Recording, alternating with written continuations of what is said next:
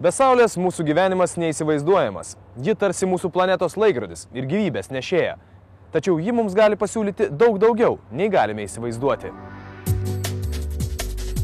Vargu ar kas ginčytųsi, kad Saulė ateityje taps vienas iš pagrindinių atsinaujinančios energijos šaltinių.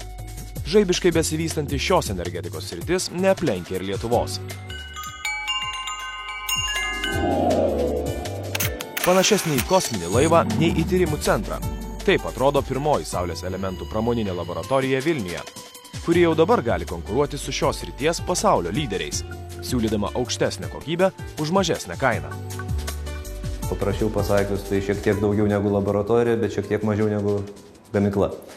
Tai ir yra mūsų toks gražus tikslas sujungti mokslinių tyrimų pasiekimus su gamyba.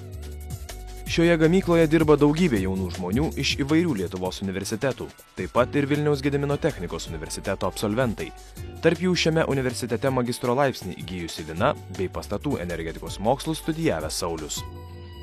Būtent ta specialybė, kurią studijavau aš, tai ten gan smarkiai buvo diskutuojama ir šnekama apie atsinaujinančius energijos šaltinius, kas šių dienų pasaulyje skaluojama gan dažnai.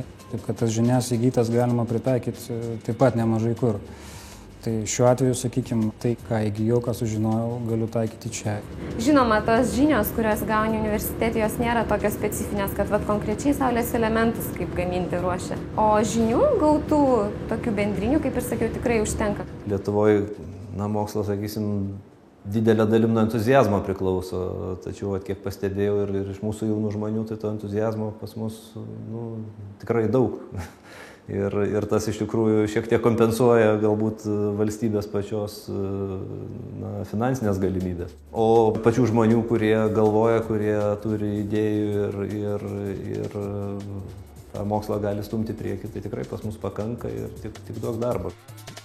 Todėl šioje laboratorijoje dirbantis jaunimas neabejoja, kad pasirinkęs studijas Vilniaus Gedimino technikos universitete pasuko teisingu keliu.